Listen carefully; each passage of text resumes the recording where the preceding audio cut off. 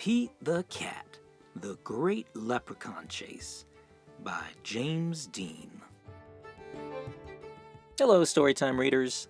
Pete is on the search for a leprechaun because he wants to bring good luck for him and his friends, but he's about to learn that good friendship is all the luck that he needs.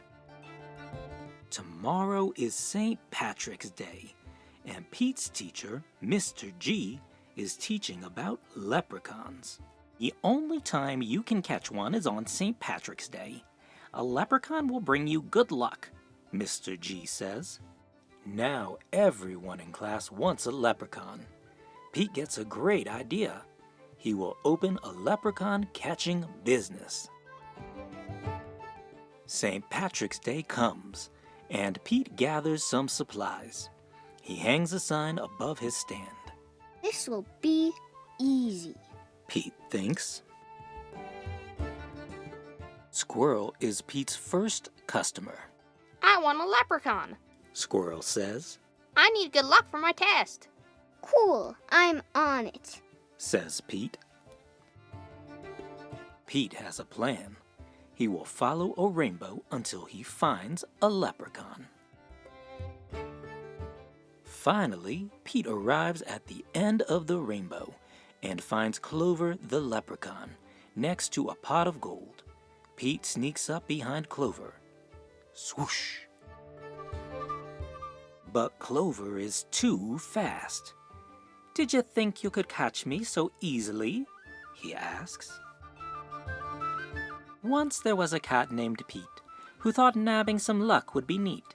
Then he happened upon a smart leprechaun who he'll find quite tricky to beat. Clover disappears in a puff of green smoke. Pete will need a new plan. That afternoon, Gus visits Pete's lucky leprechaun catchers. I want a leprechaun. Gus says. I need good luck for my band recital. Pete says. I'll see what I can do. Pete plans to lure Clover out with his music. He plays a jaunty song on his guitar. Before long, Clover dances over to Pete. Just a little closer, Pete thinks.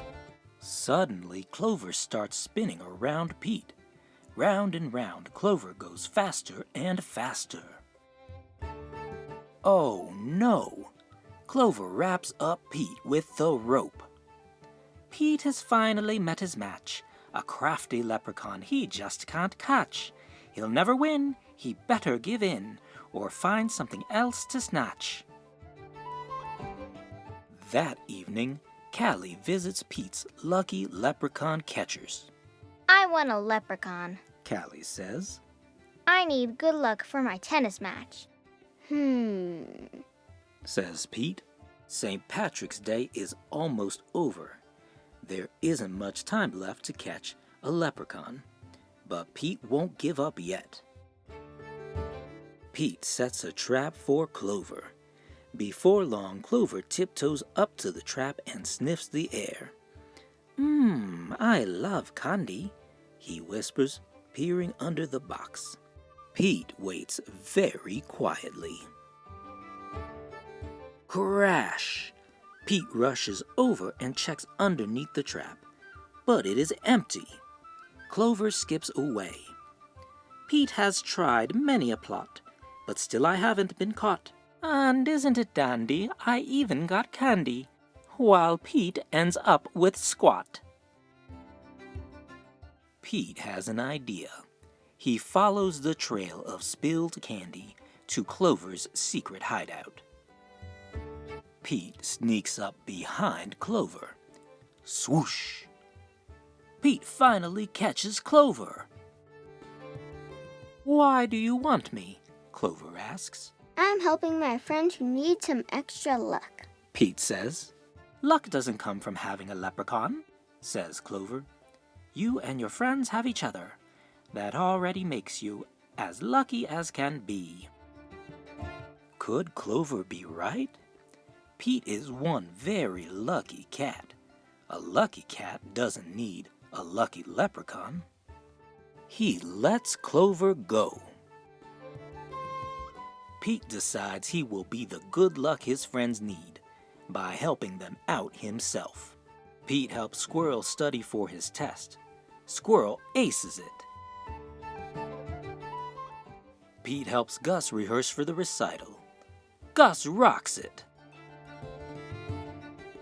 Pete helps Callie practice for her match. Callie wins it. Clover magically appears. "Good job, Pete," says Clover. "I have one more poem for you." While Clover played hide and seek, Pete learned something unique. The luck that you make beats luck that you take any old day of the week. Happy St. Patrick's Day. Story time read-alouds.